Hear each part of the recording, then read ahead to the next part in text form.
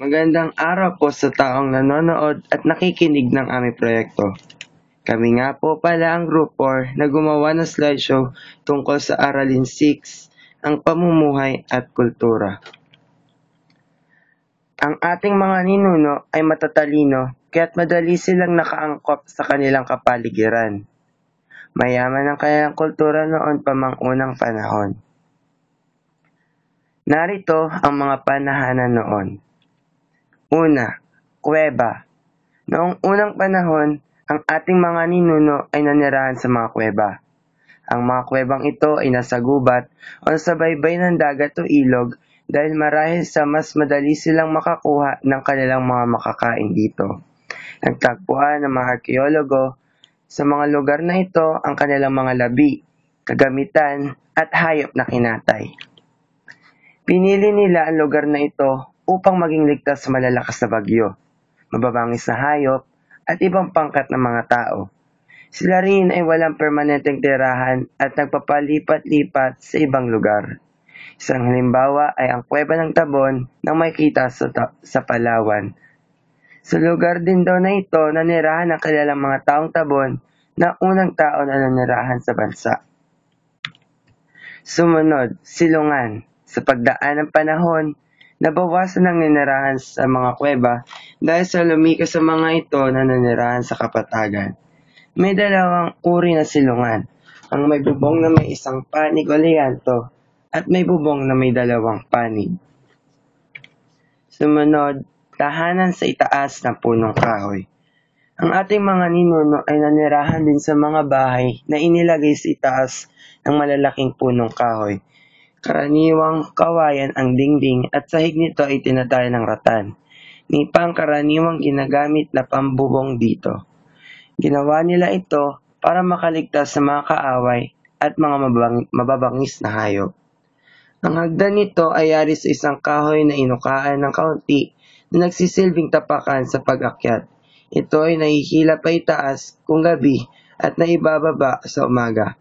Ginawa nila ito upang hindi sila madaling masalakay ng mga kaaway at maging ligtas sa mababangis na hayop.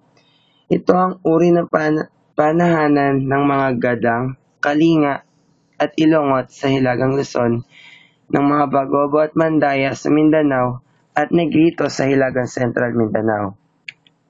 Bahay kubo, ang pinakapopular na tirahan na ginamit ng mga sinaunang tao noon na hanggang ngayon ay maaaring gamitin ng mga tao. Ito ay may 4 na dingding at 2 silid. Ang bubong ay yari sa kawain at ito rin ay nakabaon sa lupa. Parisukat ang hugis ng mga sinaunang bahay kubo. Ang iba naman ay ginagamitan ng ugon sa halip ng pawid. Ang haligi ay yari sa malalaki at matitigas na kahoy. Ang mga ito ay nakabaon ng may 3 talampakan ang lalim sa lupa at nakapatong sa malalaking patag na bato. Nilalagyan din ng bato ang paligid ng haligi upang maging matatag ito. Mga mahikling poste na umaabot sa sahig at inilalagay sa ilalim ng bahay bilang dagdag pang suporta. Sumunod, sa baybay dagat. Ang mga tahanan na ito ay nakatayo sa ibabaw ng tubig. Malalaking kahoy ang poste at may tulay na nagsilbing daanan patungo sa mga kabahayan. Ito ay isang palapag lamang at ang sahig ay hindi magkakadikit upang hindi madali ang paglilinis. Marami pa ang ganitong uri ng bahay na makikita sa bansa at ito ay mostly makikita sa Mindanao. Sumunod, bangkang tahanan. Ang mga ito ay tahanan sa dagat na yari sa kahoy at kawayan. Sari-sari rin ang disenyo ng mga ito at ang laki nito. Karaniwang may disenyong ukir o disenyong maranawang gilid. Ang karaniwang makikita sa kabi ng bangka ay layag, lampara, maleta, lutuan, mga plato, lalagyan na tubig, banig at unan. Meron ding bintana at pinto ang mga ito upang maging maliwanag at mahangin. Ganitong uri ng tahanan ay ginagamit ng mga Badyaw hanggang ngayon. Dumako naman tayo sa mga kultura noon ng ating mga ninuno. Edukasyon. Noon, ang sistema ng pag-aaral ng ating mga ninuno ay hindi formal.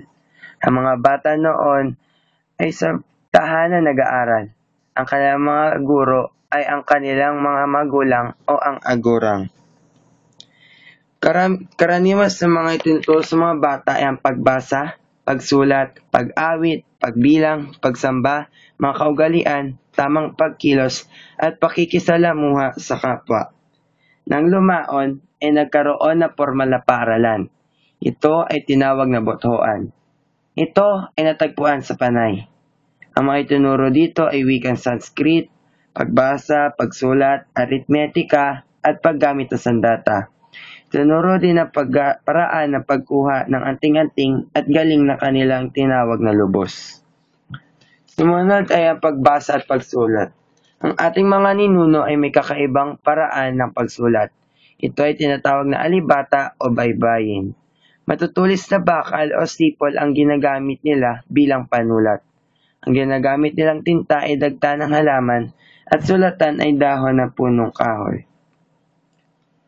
May alpabeto na ang ating mga ninuno noon pa man. Binuo ito ng 17 letra. Ang 3 ay patinig at 14 ang katinig. Ang E ay tumatayong E at I. Ang mga patinig ay binabagkas na E o I kapag ang tuldik ay nasa ibabaw ng katinig. Ang O ay tumatayong O at U. Kung ang tuldik ay nasa ilalim ng katinig, ito ay binibigkas na O o U. Ang mga mananaliksik ay hindi nagkakaisa sa kung anong direksyon ng pagsulat ng ating mga ninuno. Sabi ng iba, ito ay mula sa itaas pababa. Ang sabi naman ng iba, ito ay mula kaliwa pa kanan. Sumunod, pananampalataya. May sariling paniniwala ang ating mga ninuno. Naniniwala sila sa kataas-taasang nilikha na kinikilala nilang bathalang may kapal. Pinaniniwalaan nila na si Bathala ang may likha ng lahat ng bagay ng sa mundo. Laon at Aba ang tawag sa kanya ng mga Bisaya, Ikasi ng mga Sambal, Gugurang ng mga Bicolano, at Kabunian naman ng mga Ilocano at Ifugao. Marami din sila pinaniniwalaang Diyos tulad ng Diyos sa pagsasaha, Diyos sa pag-aani, Diyos ng baghari, at marami pang iba. Naniniwala sila na ang mga espiritu ng kanilang yumaong kamag-anak ay kahalubilo nila sa kanilang pang-araw-araw na pamumuhay. Maaari itong magalit, matuwa, at magtanggol sa kanila. Pinararangalan nila ang mga ito sa pamamagitan ng pagbibigay ng handog o alay. Sumunod ay ang sining. Ang ating mga nino ay dalubhasa sa sining, lalo na sa pag-ukit at paglilok. Mahusay din sila sa pagpinta. Ang karamihan sa kanila pinipintan ito ay nilalagay nila sa katawan nila. Ginagamit nila ito bilang disenyo. Madaling gumawa ng mga palamuti at kagamitang metal ang ating mga ninong taga Mindanao. Mahilig sila magsuot ng magagandang palamuting yari sa ginto na gaya ng ginawa nila sa kanilang katawan ay pininturahan nila. Kahit ang kanilang mga ngipin ay pinalamutian nila ng ginto. Gumawa sila sa sari-saring kagamitang yari sa tanso na may magaganda at iba-ibang disenyo. Mga palamuting yari sa tanso ay kanilang isinasabit sa dingding ng bahay o kaya ibinabalot sa hagdan. Akala natin na ang sining ay bagay lamang sa kanilang sarili, ngunit ito ay bagay din sa kanilang tahanan o sa kanilang pamumuhay. At ang huli ay agham. Malawak ang kaalaman ng ating mga ninuno sa agham, lalo na sa mga instrumentong gagamitin sa paggagamot. May kaalaman din sila sa astronomiya at may pangalan sila sa mga bagay na nasa kalawakan tulad ng buwan, bulalakaw at tala. Kung akala natin ang ating mga ninuno ay walang alam sa kahit ano, ang alam lang nila ay ang sa paligid, sa pananampalataya, sa sining at sa kung anuman. Ngunit ang totoo, alam nila ang agham, lalo na sa tungkol sa mundo, tungkol sa tala, tungkol sa atmosfera ng mundo. Lahat alam nila basta sa agham. Sila rin ay magaling manggamot na mula sa mga halaman na sinasabi nilang mas nakakabuti pa daw kaysa sa mga gamot na hindi naman daw nakakabuti sa ating sarili. Bilang panghuling salita, maraming salamat po sa inyong panonood.